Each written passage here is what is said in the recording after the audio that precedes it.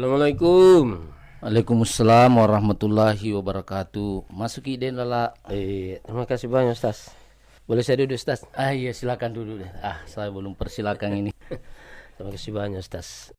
Kembali lagi nih Ustaz, saya datang ke tempatnya Ustaz ini untuk silaturahmi sambil kita berbincang-bincang terkait dengan masalah-masalah dan persoalan-persoalan agama. Nah, seperti biasa itu Ustaz, kalau kita ngobrol-ngobrol begini, biasa kita tidak sadar itu cerita orang. Apa namanya itu Ustaz kalau begitu? Itu namanya ghibah den lala. Oh, ghibah. Kalau ghibah itu ada berapa macam itu atau jenis? Saya kira Ustaz kalau ghibah itu pada dasarnya menceritakan kejelekan orang. Iya. Jadi ghibah itu den lala menceritakan kejelekan orang lain di mana cerita itu tidak disenangi oleh orang yang bersangkutan Maupun orang yang mendengarnya. maupun orang yang mendengarnya. Iya. Tapi dalam ajaran agama Islam ada saja yang namanya pengecualian. Ada namanya illa, kecuali. Kenapa Itu ada?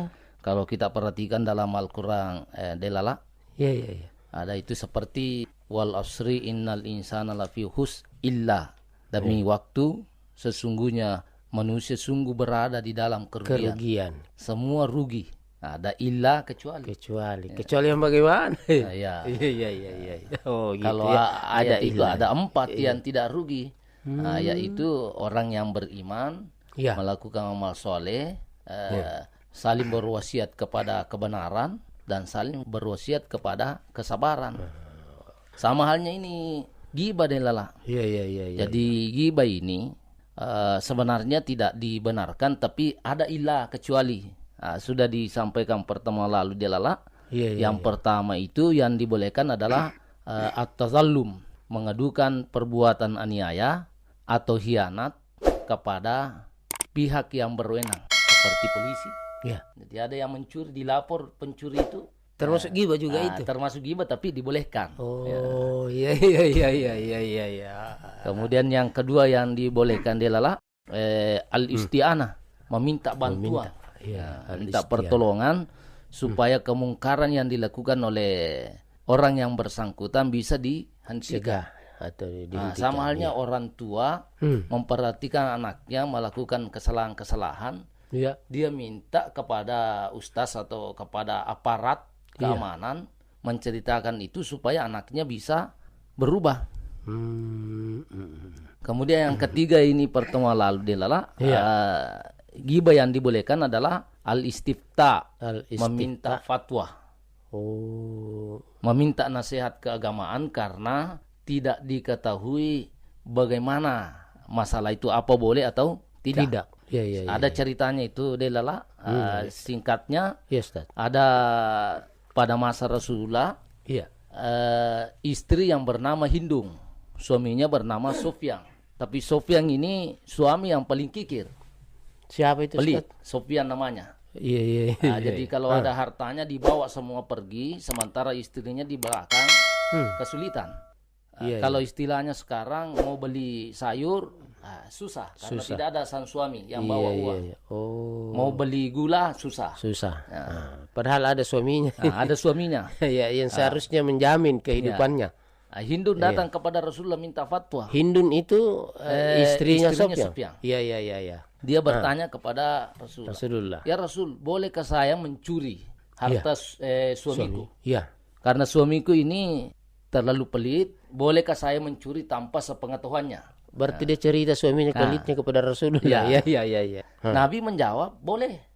Yang penting sesuai kebutuhanmu dan kebutuhan anakmu. Iya. Ada ceritanya itu Delala. Artinya pasti tinajai. Yang kau ambilkan dengan kebutuhanmu. Ada ibu-ibu yang pernah mendengarkan ceramah seperti ini. Dia mengatakan saya mitus tak. Tapi pintar dia itu. Jujur kita, dia periksa celana suaminya, baju suaminya. Tiba-tiba suaminya datang. Iya. Dan bersih. Artinya dia lihat itu perlakuan istrinya. Pintar istrinya, sudah mengatakan, saya pilih-pilih celana tak berjuta yang mana kotor. Kalau dicuci ya. Itu masih dibolehkan itu. Yang keempat dibolehkan pertemuan sebelumnya yaitu tahsirul muslim minas syarri. Untuk mengingatkan atau mewaspadakan kaum muslimin agar tidak terjebak kejelekan orang lain. Misalnya ada orang penipu deh. Iya. Supaya teman kita tidak tertipu, disampaikan. Disampaikan. Hati-hati. Oh iya. Termasuk gibah semua itu ya? Gibah semua itu, tapi gibah yang bisa ditolerir. Nah, itu nih Ustaz. Itu saya lanjut dulu ini dua simpulannya. Iya.